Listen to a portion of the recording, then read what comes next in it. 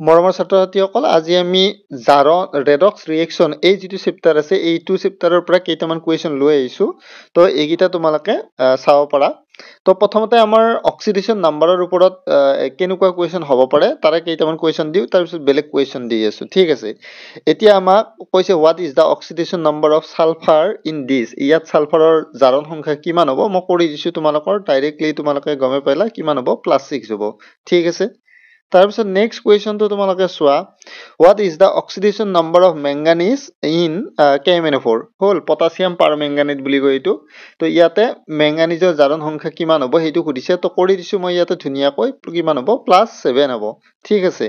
তো এইটো তোমালোকে চাবা এইটো প্ৰিভিয়াছ ইয়াৰতো আহিছে বহুতবাৰ তো এতিয়া নেক্সট তোমালোকে চোৱা what is the oxidation number of chromium in this ion এইটোক কয় ডাইক্ৰমেট আয়ন বুলি কয় দুটা ক্ৰমিয়াম আছে তো এইটো প্ৰিভিয়াছ ইয়াৰত বহুতবাৰ আহিছে অলৰেডি তো ইয়াতে এক্স ধৰি কৰিলে আমি কিমান পাম +6 পাম তো ঠিক আছে চাবা তোমালোকৰ ইয়াতে কৰি দিছোঁ মই তাৰপিছত নেক্সট কুৱেশ্যনটো চোৱা তোমালোকে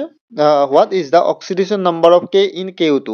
KO2ত কেৰ জাৰণ সংখ্যা পটাছিয়ামৰ ছডিয়াম পটাছিয়ামৰ জাৰণ সংখ্যা অলৱেজ কিমান +1 হয় মনত ৰাখিবা কিন্তু যদি এই KO2ত অক্সিজেনৰ যদি জাৰণ সংখ্যা সোধে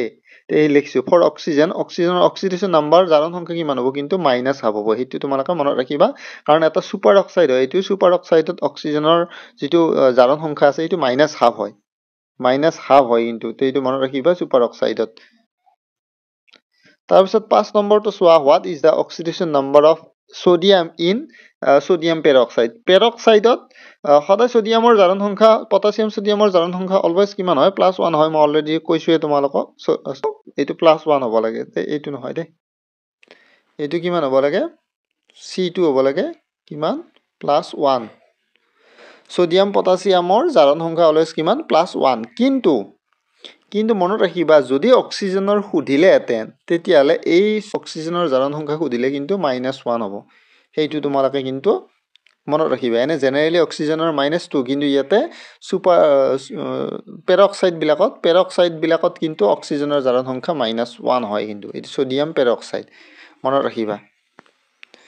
অক্সিজেনৰ সুধিলে কিমান হ'ব -1 হ'ব আৰু সোডিয়ামৰ সুধিলে কিমান হ'ব +1 হ'ব সেইটো মনত ৰাখিবা তাৰপিছত next in the following reaction এইটো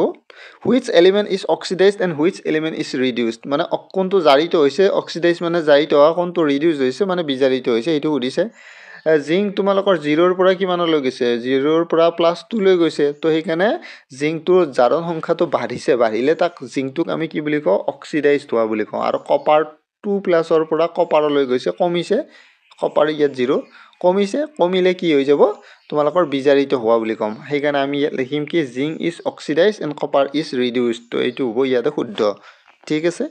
তাৰপিছত নেক্সট তোমালোকে চোৱা in the reaction this what happens to oxygen in this reaction এই ৰিয়েকশ্যনটোত অক্সিজেনৰ কি হৈছে সেইটো আমাক সুধিছে মনত ৰাখিবা এইটো এটা হাইড্ৰজেন পেৰক্সাইড তো হাইড্ৰজেন পেৰক্সাইডত অক্সিজেনৰ জাৰণ সংখ্যা কিমান হয় -1 হয় সেইটো তোমালোকে মনত ৰাখিবা চ' এতিয়া ইয়াত -1ৰ পৰা ইয়াত হ'ব -2 আৰু ইয়াত হ'ব 0 তো -1ৰ পৰা একবাৰ তোমালোকৰ কি হৈ গৈছে -2 লৈ গৈছে তো সেইকাৰণে আৰু কমি গৈছে -1ৰ পৰা -2 লৈ গ'লে আৰু কমি গ'লে সদায় কি হয় বিজাৰণ হোৱা বুলি কওঁ হৈ গ'ল ৰিডাকশ্যন হোৱা বুলি কওঁ আৰু সেই অক্সিজেনটোৰে এবাৰ কি হৈছে -1ৰ পৰা 0 লৈ গৈছে তাৰমানে বাঢ়ি গৈছে -1ৰ পৰা 0 লৈ যোৱা মানে কি বাঢ়ি গৈছে একবাৰ কমিছে এবাৰ বাঢ়িছে তাৰমানে একবাৰ অক্সিডেশ্যন হৈছে একবাৰ ৰিডাকশ্যন হৈছে এটা মৌলৰে অক্সিডেশ্যন আৰু ৰিডাকশ্যন যদি একেলগে সংঘটিত হয় তাক আমি কি বুলি কওঁ ডিছপ্ৰপৰ্চনেশ্যন ৰিয়েকশ্যন বুলি কওঁ অসামঞ্জস্য বিক্ৰিয়া বুলি কওঁ ইয়াত এতিয়া তোমালোকে মনত ৰাখিবা বথ অক্সিডেশ্যন এণ্ড ৰিডাকশ্যন অকাৰ যদি একেলগে এটা মৌলৰে যদি এবাৰ অক্সিডেশ্যন একবাৰ ৰিডাকশ্যন হৈ যায় তাক আমি ডিছপ্ৰপৰ্চনেশ্যন ৰিয়েকশ্যন অসামঞ্জস্য বিক্ৰিয়া বুলি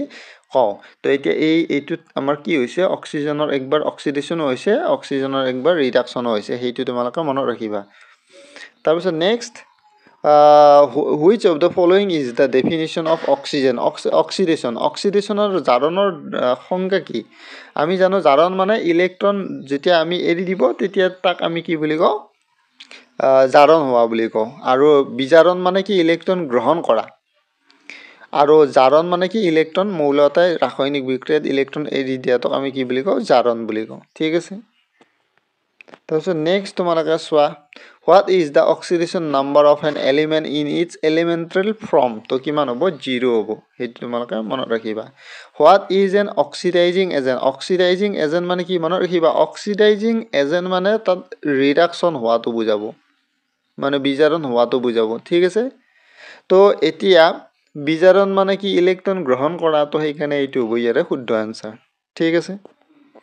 তাৰপিছত নেক্সট তোমালোকে লিখিবা what is an electrochemical cell বিদ্যুৎ ৰাসায়নিক কোষ কি বস্তু বিদ্যুৎ ৰাসায়নিক কোষে কি কৰে what is an electrochemical cellত কি হয় converts chemical energy into electrical energy হা chemical energy electrical energy লৈ কনভাৰ্ট কৰা সেল বুলি কওঁ ঠিক আছে তো এইটো তোমালোকে কমেন্ট কৰিবা ঠিক আছে এইটো তাৰপিছত next in the reaction C plus O2 CO2 এতিয়া what is the change in oxidation state of carbon কাৰ্বনৰ অক্সিডেশ্যন ষ্টেটটো তোমালোকৰ কি চেঞ্জ হৈছে সেইটো ক'বা কাৰ্বন ইয়াতে 0 আছে আৰু ইয়াতে কিমান আছে +4 আছে তো সেইভাবে তোমালোকৰ কি হৈছে 0 ৰ পৰা +4 লৈ গৈছে তো এইটো অপচন হ'ব শুদ্ধ ঠিক আছে ইয়াত অক্সিডেশ্যন নম্বৰ চেঞ্জ হৈছে 0 ৰ পৰা +4 লৈ তাৰপিছত নেক্সট তোমালোকে চোৱা in a galvanic cell what occurs at the anode এটা গেলভেনীয় কোষত এনডত কি হয় এনডত সদায় অক্সিডেশ্যন হয় হা আৰু গেলভেনিক সেল এটাত আৰু কেথডত সদায় ৰিডাকচন হয় এনডত সদায় কি হয় অক্সিডেশ্যন অফ আয়নছ হয় ঠিক আছে তাৰপিছত নেক্সট তোমালোকে চোৱা in the reaction this what is the change in oxidation state of oxygenৰ oxidation state কেনেকুৱা চেঞ্জ হৈছে এইটো সুধিছে তো এইটো তোমাৰ ইয়াত মাইনাস এইটো যেটো হাইড্ৰোজেন পেৰক্সাইড ইয়াত অক্সিজেনটোৰ জাৰণ সংখ্যা -1 হ'ব -1 হলে ইয়াতে হ'ব -2 আৰু ইয়াত হ'ব 0 তাৰমানে একবাৰ -1 ৰ পৰা -2 লৈ গৈছে আৰু একবাৰ -1 ৰ পৰা কি লৈ গৈছে 0 লৈ গৈছে তো এতিয়া তোমালোকৰ A আৰু B দুইটা অপচনে শুদ্ধ হ'ব হৈ গ'ল ঠিক আছে তোমালোকে ভালকৈ চাই কমেন্ট কৰিবা তাৰপিছত নেক্সট ভালকৈ তোমালোকে চোৱা